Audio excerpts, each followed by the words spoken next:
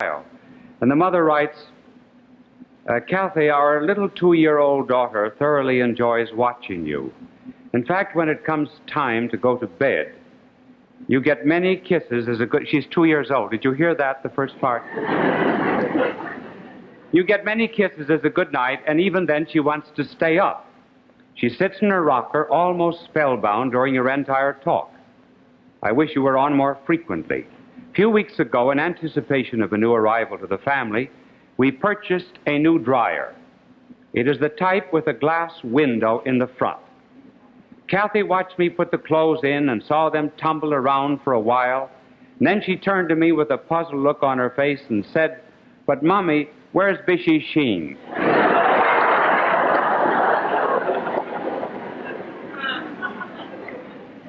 I explained to her this was not television and that you were not on at this time anyway. She looked up and she says, "Mommy, I just love Fulton Sheen and Mickey Mouse." Fulton Sheen first and Mickey Mouse next. Well, I must say for little Kathy, she likes clean shows.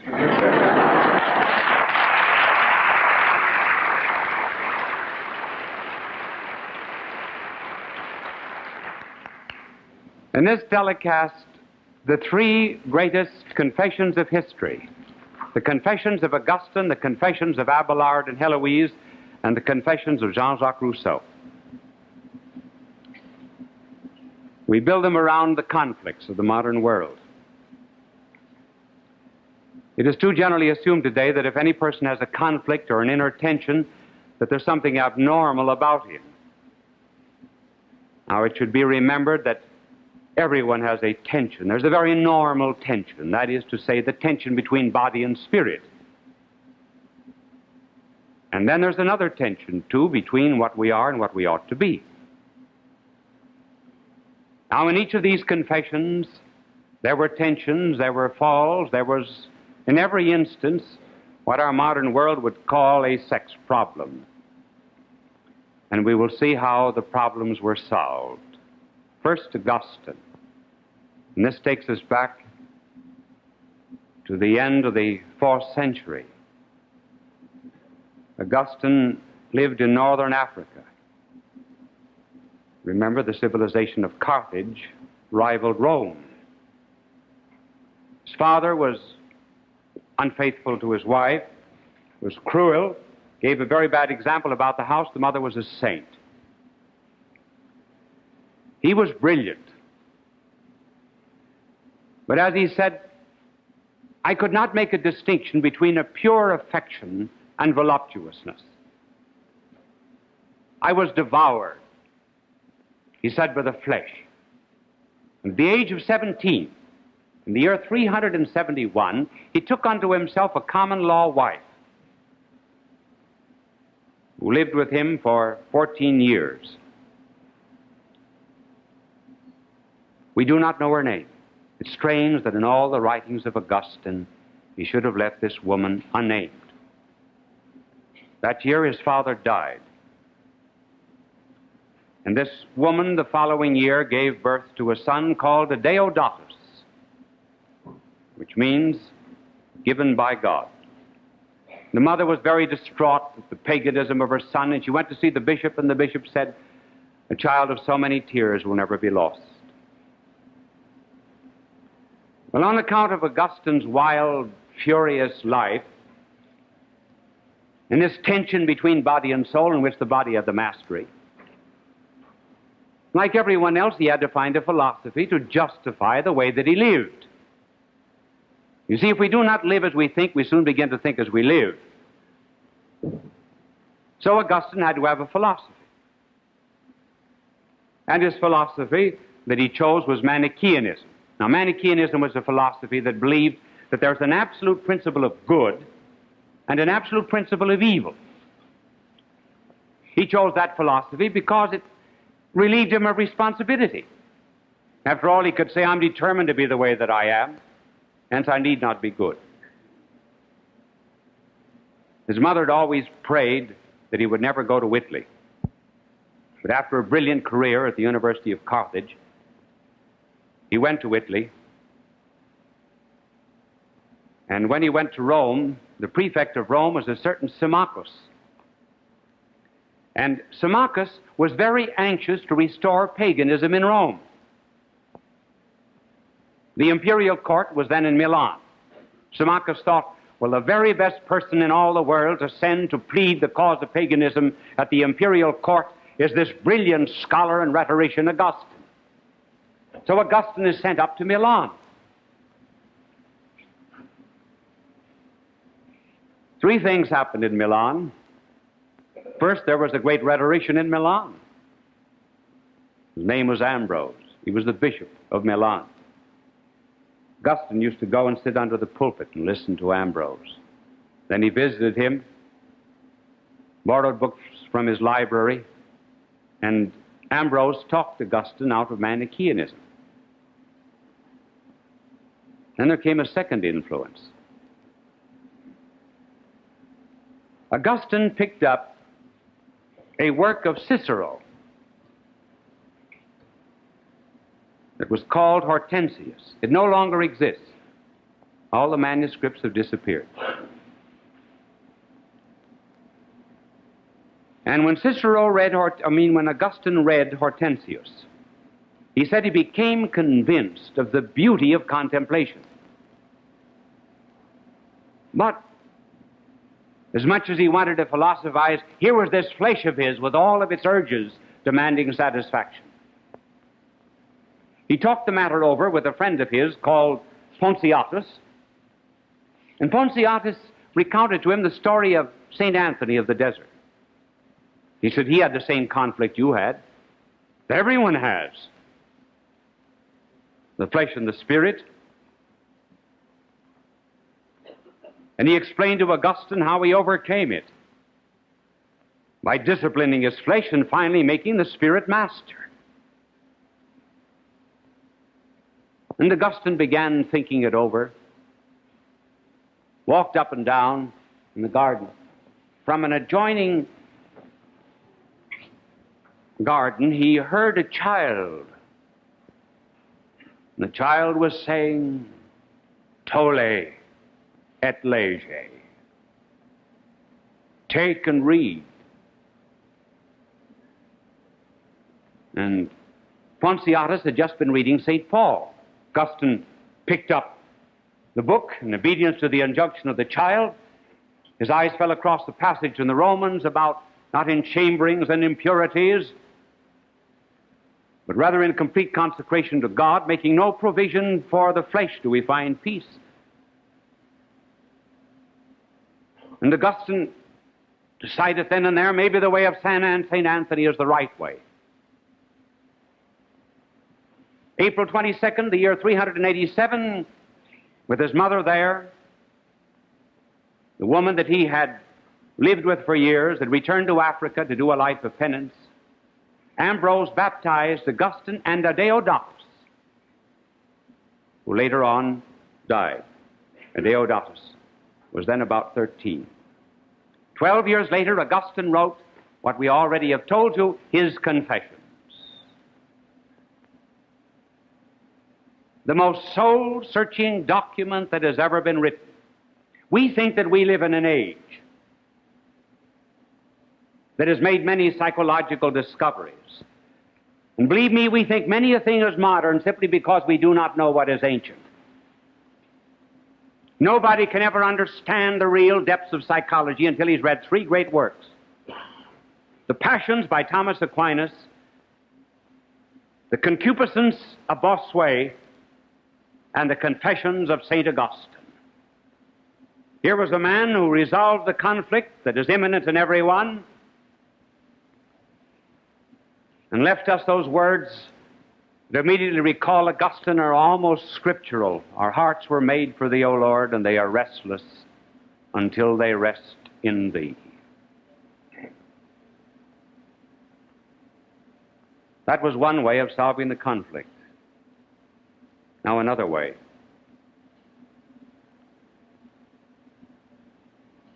The time 700 years later. around the 1100s. The boy is tired of living on his father's farm at Nantes. He comes up from Nantes to Paris, which is one of the intellectual centers of the world. He's brilliant, skilled in speech. And he decides to become a great philosopher and teacher. And great he did become.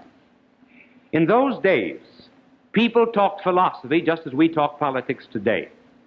Just as in the 4th and 5th century they talked theology.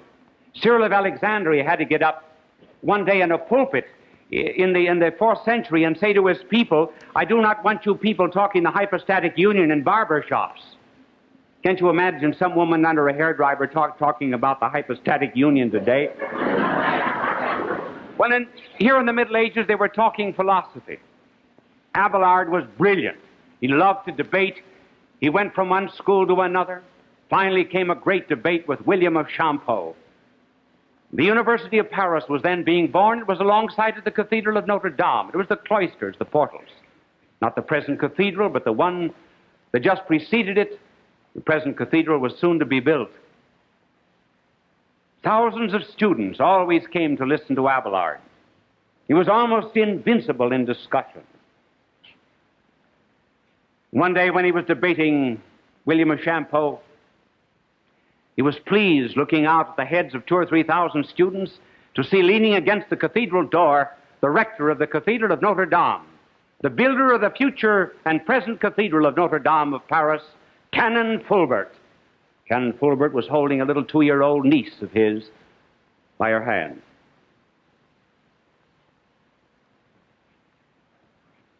Abelard was 22. 16 years passed. Abelard is 38. Greater than ever.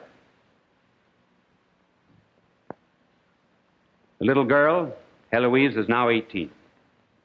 Everyone spoke Latin. That was the language of the country. She spoke Greek, Hebrew, knew the scriptures, the fathers of the church philosophy. And so Canon Fulbert decides that this niece of his will be one of the most brilliant women in Europe. Who could better teach her philosophy than the great Abelard? So Abelard is invited to teach the beautiful Heloise.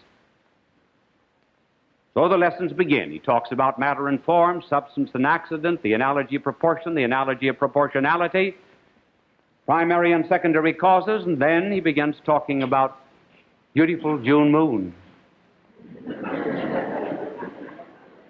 How blue were her eyes. How brilliant her mind.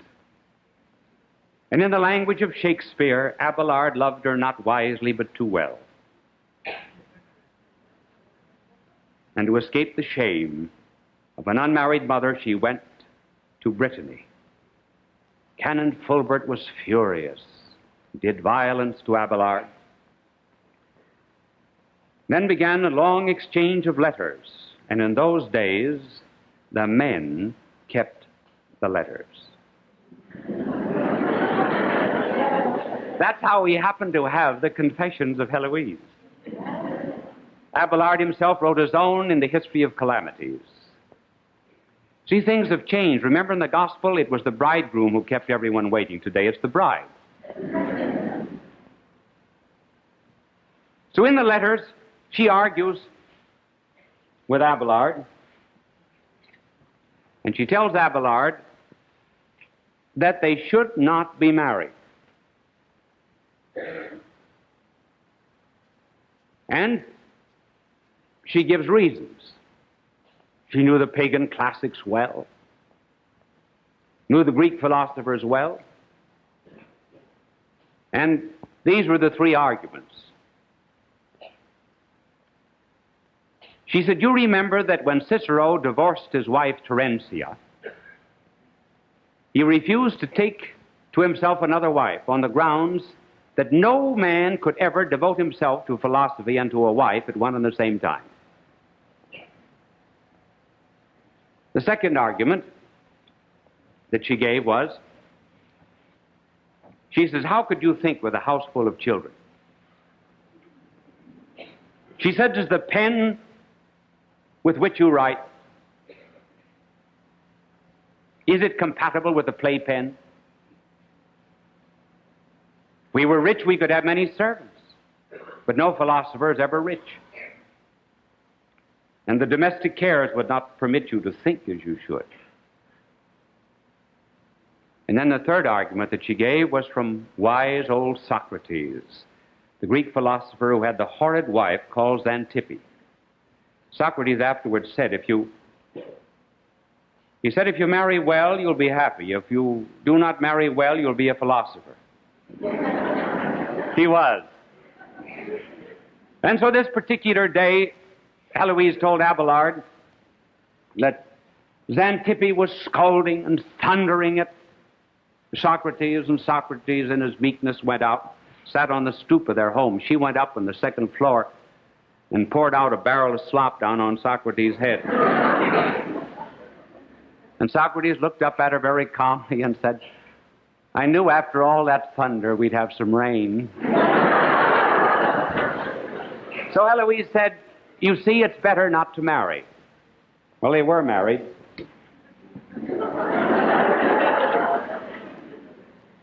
And then Heloise is induced by Abelard to do penance and to enter a convent. And Abelard himself decides to do penance. It is never so very sure from the letters of Heloise that she entered the convent, the child later on died, that she ever entered the convent because she loved God. She entered the convent because Abelard wanted her to enter the convent. So it might seem, but we cannot judge. In any case, Abelard lost all of his popularity, lost his skill in debate, and was ignominiously routed by Bernard of Clairvaux. Time passes, 700 years, and the people of Paris, who always love a romance, brought the bodies of Heloise and of Abelard to Paris and buried them in the cemetery of Père Lachaise, where they are now, not so very far away, at least in the same city, as the great cathedral at the portals of which the great Abelard once looked out on a 2-year-old niece of the builder of the present Cathedral of Notre Dame, Canon Fulbert. The conflict existed. They both admitted they did wrong, as Augustine did. But there is not now that clear commitment that Augustine made. But at any rate, the times and the thoughts are close enough to those of Augustine until we come to another, Jean-Jacques Rousseau. Born in 1712. One of the makers of the modern world.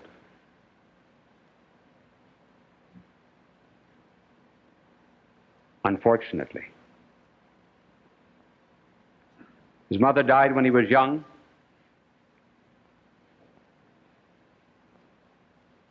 And Jean-Jacques tells us in his Confessions, it's interesting that he wrote a work entitled Confessions and also a book called Heloise.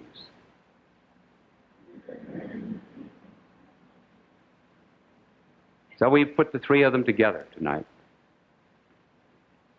His mother died when he was young. His father taught him to read. He could read at the age of 5. And his father used to keep him up late at night reading to him lascivious novels. Jean-Jacques says in his Confessions, he said, from my earliest age, I was never able to think. I just felt. Passions made me live. Passions made me die. Later on, he falls in with Madame de Warens. He believes that he's converted. Madame de Warens, however, is not the best influence in the world. Enters political life for a while. Has some difficulties keeping peace with some of his confrères. And then in the year 1749, Jean-Jacques is on his way to visit his friend Diderot in the prison of Vincennes. He had in his pocket a copy of the Mercure de France, in which there was announced in this magazine a prize to be given by the Academy of Dijon on the subject, have the sciences and progress contributed to morals? Jean-Jacques fell asleep under an oak tree as he began thinking how he might write the essay. Being always very sentimental, Jean-Jacques said, "When I awakened, my waistcoat was damp with tears. And there came to me the brilliant idea that nature is good. It is civilization that has made man wicked."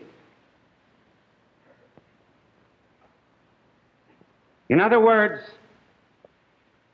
follow the instincts, however base they be.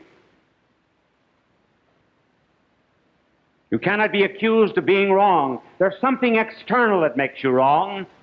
He called it civilization. Marx would call it capitalism. Freud would call it a nid complex, or father complex, or a mother complex, coming from the id. It made no difference which.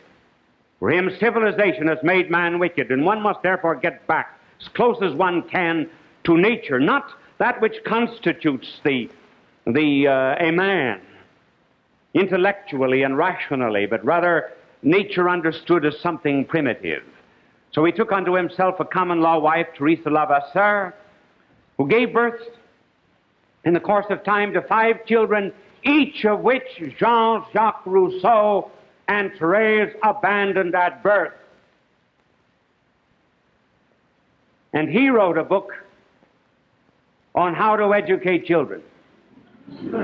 He was the beginning of that long group of educators who raise no children but tell everybody else how to raise them. And then Jean-Jacques in his Confessions went on to say, "I believe that in all the world there never has been a more humble man than I. And on Judgment Day, I will be able to challenge anyone who might stand up and say, I am a better man than Jean-Jacques. I do not believe that in all creation there's ever been a more humble man than I.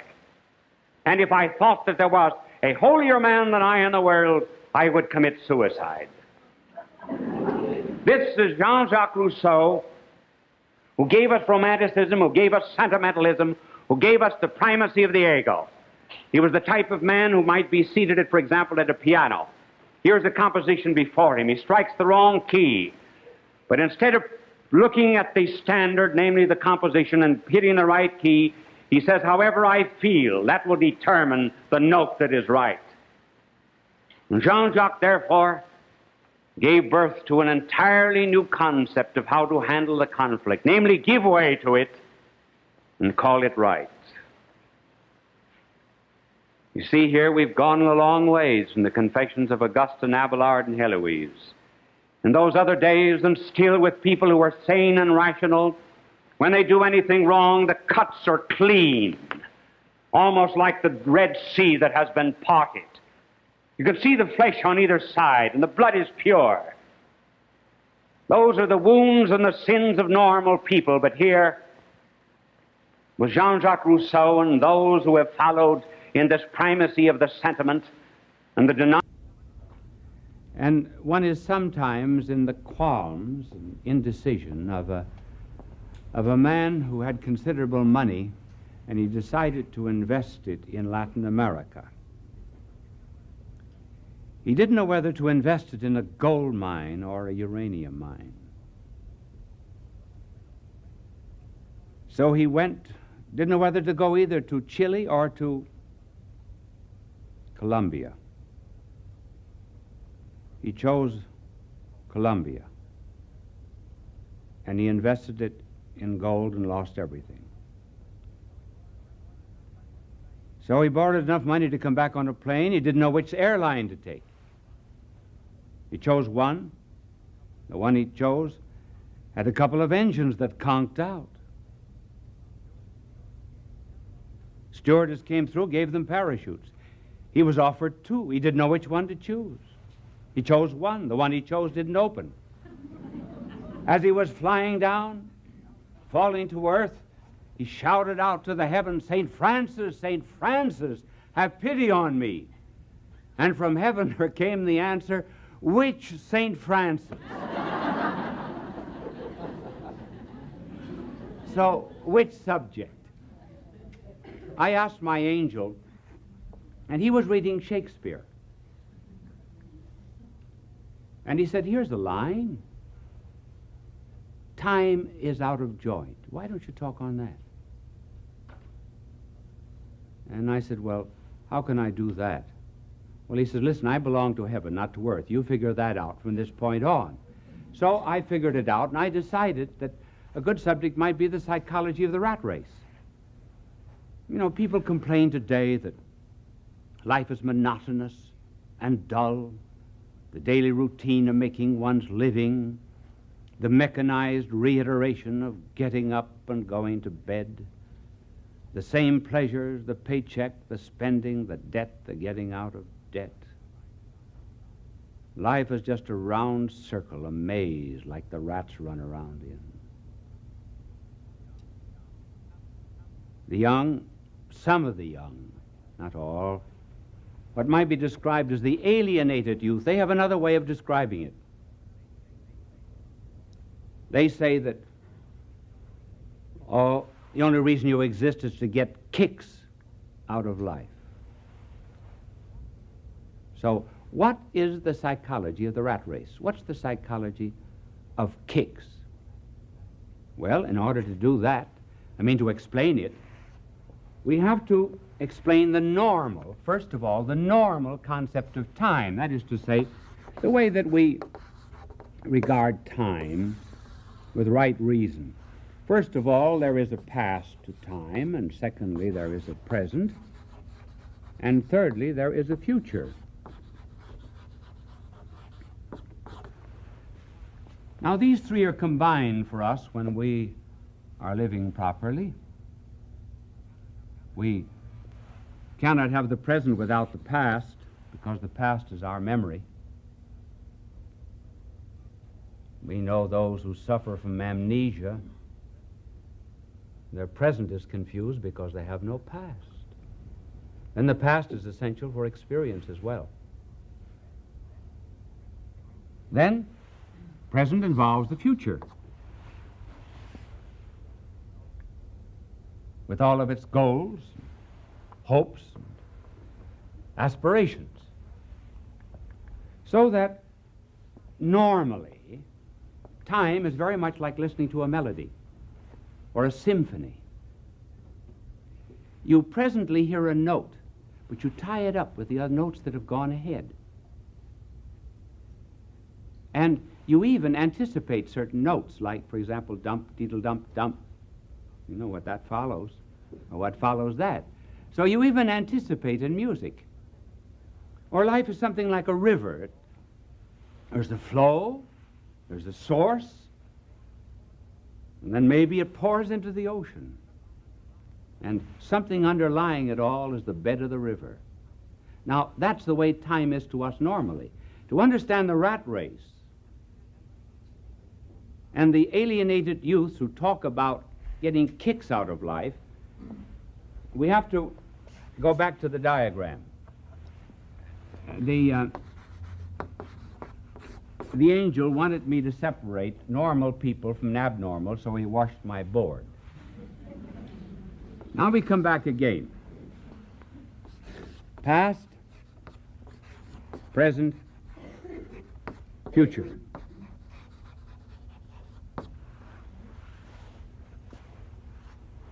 They who say that life is meaningless, like a rat race,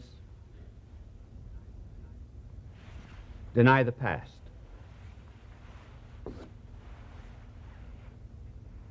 They're against tradition, any form of conservatism, and above all, they are uprooted from homes, particularly the youth of this kind. A youth normally is meant to be like wheat that stays in the field up to a certain point of maturity. And then when it ripens, then it goes off on its own. But today, this kind of youth and the rat racers tear up their past. They will not have any memory. They're not interested even in tradition or in history. And no future, no goals, no purposes. Life is unpredictable. It used to be that changes were rather accidental in life. For example, the invention of the wheel, or our first discoveries in astronomy. But they say today, the essence of all life has changed. Furthermore, the future is unpredictable. With the atomic bomb, we may be blown to bits tomorrow. Now, if there is no past or future, what is left? The present. That's all. The now moment. The immediate. The sentient. Something that I can feel right now. But what I feel right now in this rat race has nothing to do with immortality or the future, nothing to do with the past. Now some, the extremists, among the rat racers and those who want to get a kick out of life, they try to intensify the present moment. Get as much as one can out of that instant. So, well, let's take some dope. You get a kick out of it. Get drunk. Speed. Why did you rob the store? I got a kick out of it.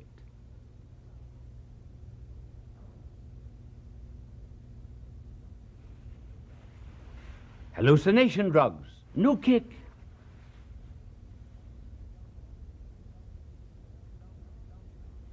And the result is that they're always rebels. Rebels in protest against ideals and against the past. And they're very strong, intense in their protests. They'll carry a placard against placards,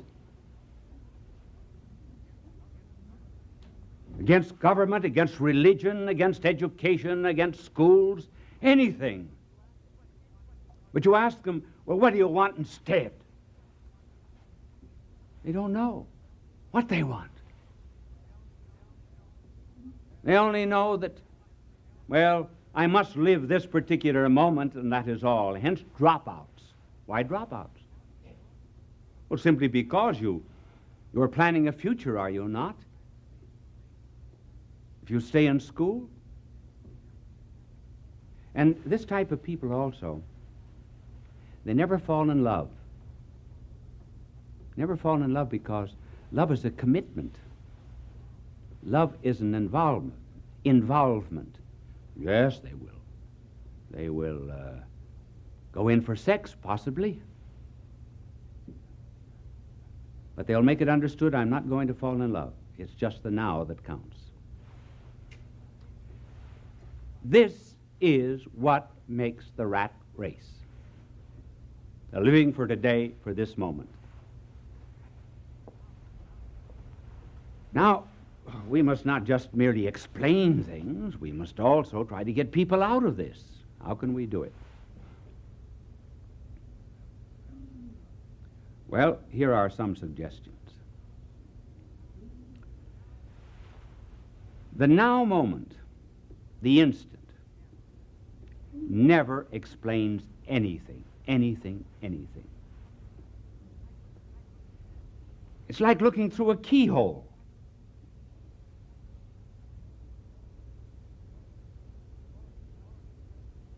Or it's like taking a single tiny frame of a motion picture reel and concentrating on that frame. Makes no sense. What's the story? Furthermore, the reason the now moment never explains anything is because the explanation of the present moment is in relationship to the future. Suppose I want to take a trip from New York to Washington. Now, what explains the now moment in that trip? The fact that I'm going to Washington. We say in philosophy, this is the final cause or purpose. The final cause is first in intention. Namely, I want to go to Washington. Last in execution. The last thing I do is to get there in this trip. But it's that final purpose that makes every single moment in here full of meaning. And even my point of departure full of meaning. That is why I say that the now moment explains nothing. It is explicable only in relation to the past and the present. Secondly, time, seconds. They constitute an obstacle to real happiness. Nobody can be happy who's interested only in the now. The reason is, you can't make a club sandwich out of pleasures when you're in time. Simply because I'm in time, I can't march with Caesar and with Napoleon. I can't invite to tea Francis Thompson and Homer, because I'm in time. I've seen many a sign on the roadway, eat and dance. I've never seen anybody do the same thing together. Because what? Time demands that you take your pleasure successively, not all at once. And have you ever noticed, too, that the more you are bored, the more conscious you are of time, second, like that aspirin dropping down, in that little slot. Time. People with headaches on the beat, time. For example, you're worried, now how long have I been here? How long have I been watching the bishop give this telecast? You see, you're not enjoying it. Now listen, for you up in Manitoba, let me tell you something. I just saw you. You looked at your watch. I don't mind that when you look at me in television. But don't do that.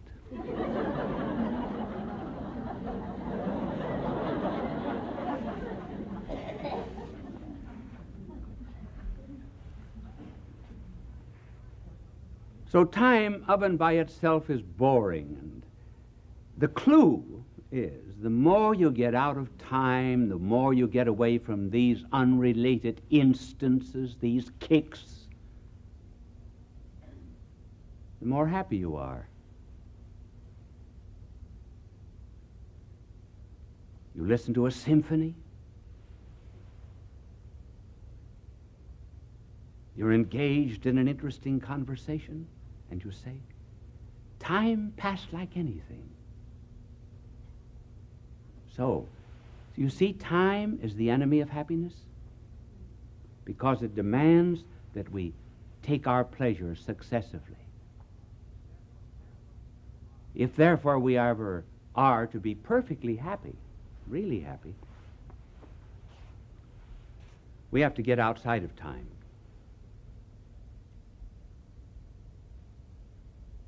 Really outside of it. We have to get into the eternal. And then we can have all genuine pleasures at once. The point, therefore, that I am making is that the rat racers and those who live just for this second without any goals, purpose, meaning in life, they are unhappy. No wonder they have to go in for sedatives and 1,001 escapes. Because the now moment is boring. Now, to help them get out of it,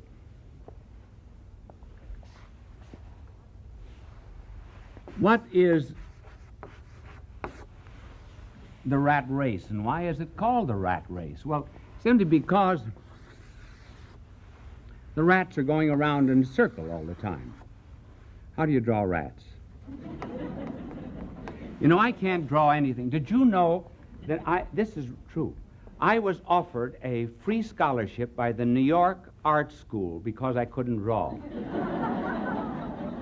I didn't accept the scholarship because I knew they couldn't make a drawer out of me. Well, at any rate, rats constantly running and running around the cage here in a meaningless existence.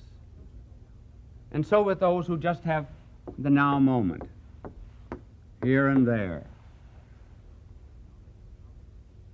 Now, they seem to think, therefore, that the time is very much like a clock. Have you ever noticed that practically all of our watches, you see, are circular?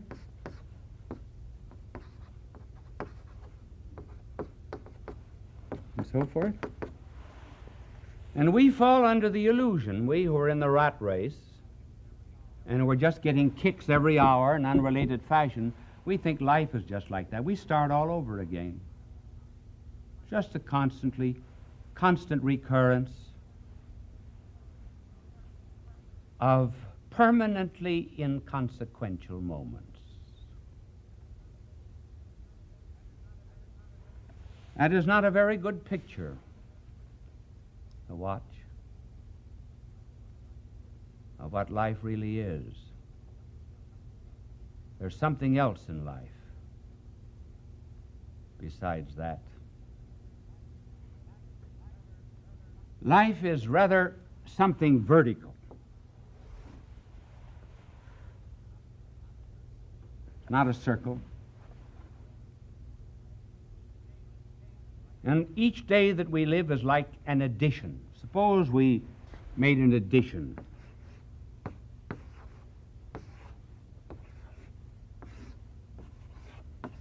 I hope that's right.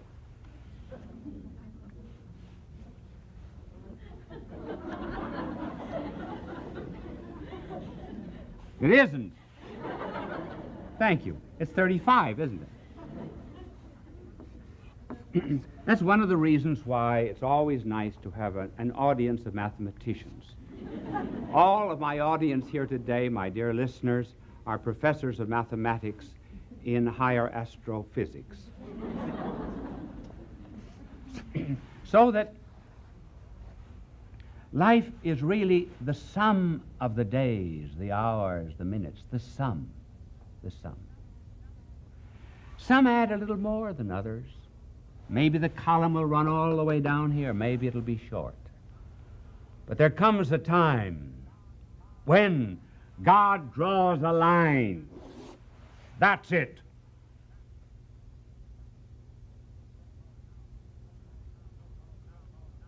The so-called now moments are added up. The things you did in the so-called rat race are added up. Whether one lives 20 years, 40 years, 50 years, life, we say, is incomplete. No, it's not. That completes it, that line, and he draws it.